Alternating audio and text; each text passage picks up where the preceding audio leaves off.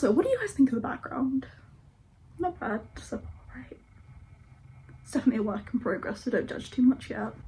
If you grew up during the 2000s in the UK, you know how intense the diet culture was. Biggest Loser, Super Size versus Super Skinny, Secret Eaters, Revenge Body, all of these TV shows were made during that time period, and what do they all have in common? They all surrounded shaming overweight people and showing how when you lose weight your life will become better. In this video I want to go through a few of the weight loss TV shows of the time period, specifically in the UK. We're going to go through how they came about, what an average episode of them looks like, and the institutional fat phobia that most people experience in this country. Super Size versus Super Skinny. The UK TV show on Channel 4, presented by Christian Jessen. It lasted from January 2008 to March 2014. Follows a group of participants at a feeding clinic, 2 of which will be selected per episode. They will assimilate each other's diet and then go on to make themselves up to a normal weight. Let me walk you through an average episode of Super Size versus Super Skinny. All participants are laid out in their undergarments. Super gross, super weird. I'm pretty sure it's a humiliation tactic, but they discuss their lifestyles, how their diet and weight has affected their life. One of the things that you will probably know this TV show for is the feeding tubes. I watched an episode for the research of this video from season 6 and they didn't have the feeding tubes, so I think they might have been scrapped in the latter seasons, but essentially a week's worth of food, but only for the overweight participant, a week's worth of food would be put into a big tube where they would have to look at it. And then for the underweight participant, a day's worth of food would be put into the feeding tube to show how little they eat. Again, this is probably a tactic just used to embarrass the overweight participant, to show the participants specifically speak about how their weight has affected their life. In the episode that I watched, which was season 6, episode 5, 19-year-old Victoria talks about how she had become really ashamed of her weight and how being overweight has affected her self-esteem to the point where she can't even leave the house anymore. She's then deployed to the US for a shock tactic where she follows a lady who is 400 pounds and speaks about how difficult being overweight is for her as a single parent, how it affects her day-to-day life, how it affects her exercising, her childcare. The underweight and the overweight participant would then swap diets, forced to eat every meal at a table, facing each other, watching each other eat. It's, again, super weird. After a few days of swapping diets, the feeding clinic, where they undergo a mysterious diet that we never see. Shocker. After 3 months, they then come back to the feeding clinic and talk about how losing weight or gaining weight has changed their life for the better. In seasons 1 to 3, Anna Richardson, who we're going to talk about later, has a segment where she goes through different health-related hacks that are used to lose weight, and she talks about how her cellulite and her spare skin are disgusting and how she wants to get rid of it despite having already lost massive amounts of weight. Just take this all with a grain of salt, to be honest. I don't think if you're a person who's losing weight, you should be watching these shows anyway, but definitely do not follow Anna Richardson's advice. Moving on to Fat Families. Yes, you thought it was bad, just wait, it gets worse. Families premiered on Sky 1 in 2010 and was hosted by Steve Miller. You've probably seen clips of it on the internet due to how infamously egregious the host was when addressing the overweight participants. I'm going to see if I can insert some clips, although I think it's going to be quite hard because every trace of this show has been erased from the internet. Like, I'm not even kidding you, the only clips that I can find are within commentary videos where they've obviously put it under fair use. As far as I know, I'm pretty sure Sky has tried to wipe all existence of this show from the internet, probably for good reason, because it's disgusting. I'm in Telford, Shropshire, and I'm about to meet one of the fattest families I've met in my life. Too much time sat on their fat bums, that's their problem, plain and simple.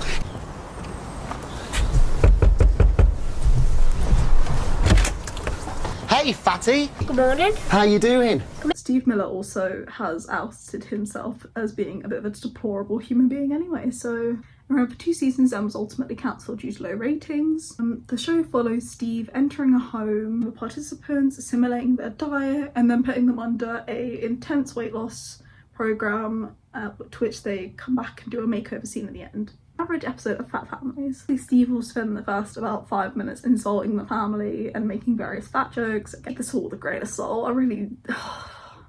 Please, I'm begging you, if you're trying to lose weight, please don't watch TV shows like this, because they're just not a representation of what healthcare professionals should be approaching you like when you're losing weight. Then a photoshopped picture of the family where they are photoshopped to be thinner, and then a balloon sound effect put on as their real weight is revealed. Again, super disgusting and weird. Then assimilates the diet and lifestyle participants. He'll sit down with them, eat their meals with them, go out with them, anything of the sorts. Family is then exposed to a series of shock tactics to make them want to lose weight. Shock tactics include they are weighed in their underwear and then it's projected on a cinema screen. They smash plates, saw sofas in half, stuck blocks of lard like Jenga towers to represent how much the participant weighs, and they put the participants' names on gravestones and make them come and visit it, along with their family members.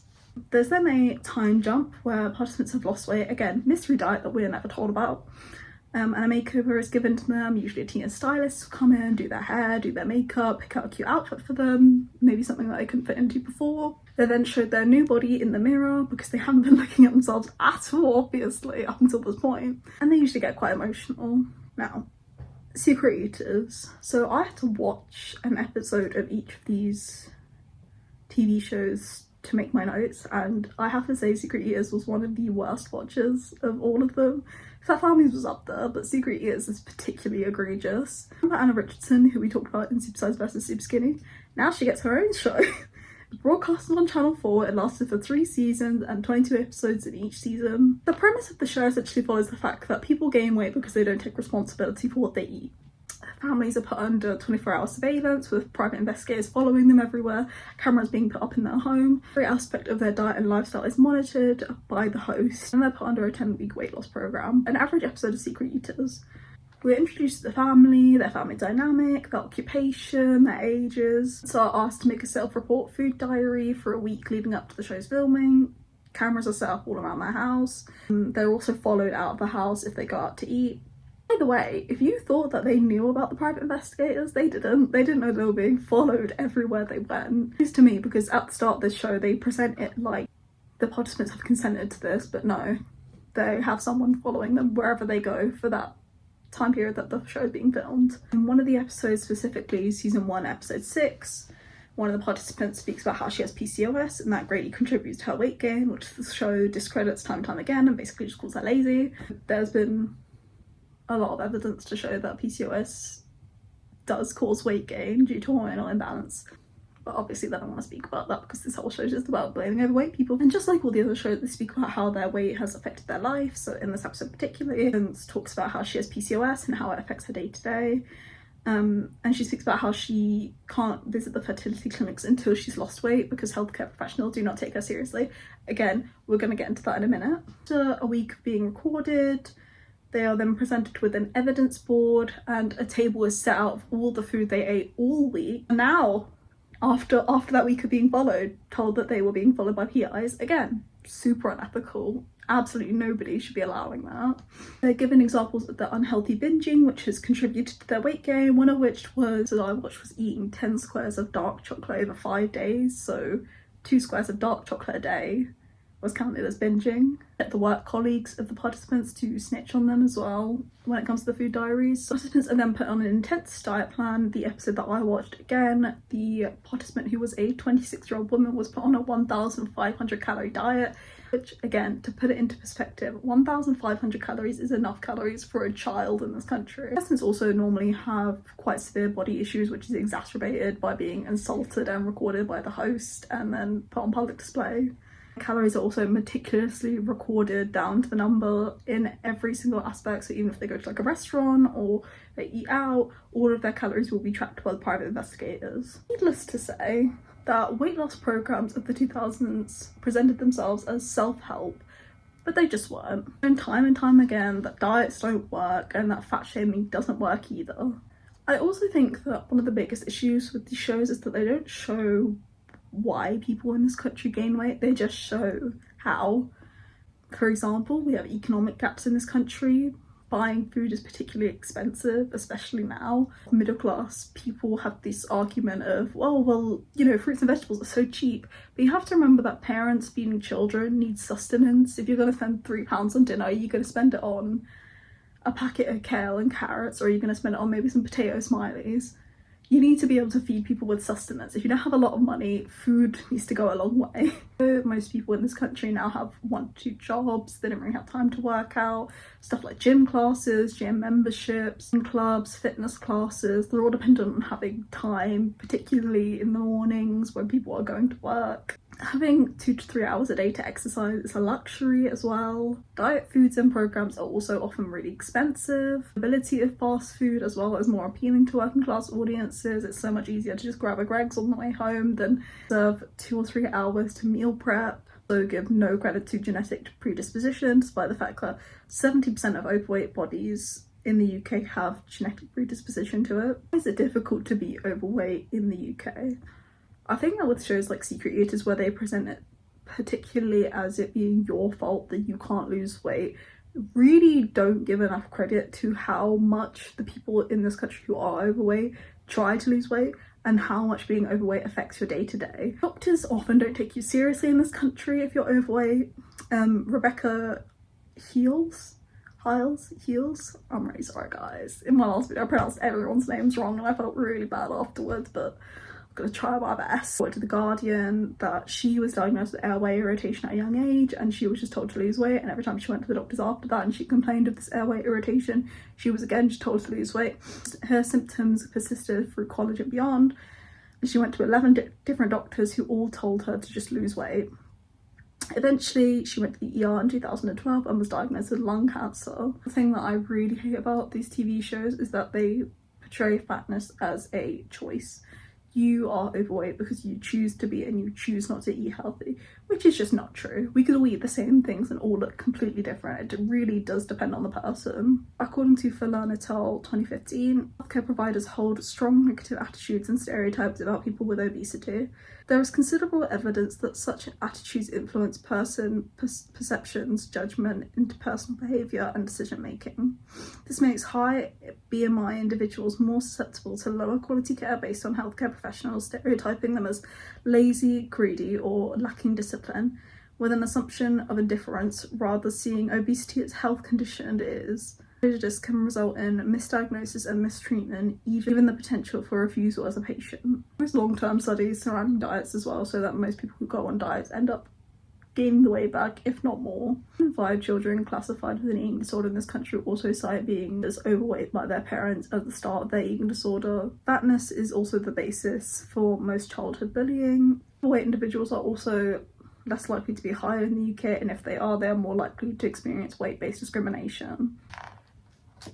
I definitely think that now there's a bit more care when the conversation of weight is brought up. I think that fatphobia is still rampant and has left itself in different aspects of our lives now. It's less in your face, like these shows where they're outright saying overweight people are bad, and more or less now we're being subliminally fed messages that being overweight is bad. So from all of the evidence that I've laid out to you, weight is not as much of a choice as people really think it is.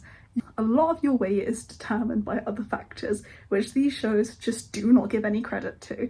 They do not talk about how factors affect you, they don't talk about how genetics affects you, how lifestyle affects you. All a load of bollocks, really. I think if you're a person who wants to lose weight or has any negative perceptions about their body image, do not go and watch shows like this, okay? All they do is put being thin on a pedestal and put down overweight individuals in the path of entertainment. It's exploitation at its very finest, especially when all of the participants on these kinds of shows are very vulnerable with how their weight has affected them throughout their lives and how they've gotten to the point where they felt the need to write into a television show. No care, there's no on-set therapist. These people are obviously people who need help. All they're doing is being laughed at by the hosts. The takeaway from this video has been that we are way too cruel to people based on their weight in this country. We make way too many assumptions about people that we don't know just based off of what they look like, and it's kind of sickening, to be honest. My final takeaway is don't go and watch any of these shows. They're all just filled with hateful, fatphobic propaganda. Anyway, I'm sorry if any of the subject matter was upsetting. I know this can be a very difficult subject for a lot of people, but that's the end of that for me. I'm sorry this video took so long to come out. I've just been feeling really lazy when it comes to filming. Let me know what you think of the background as well. I know it's a work in progress, but love you guys all very much, and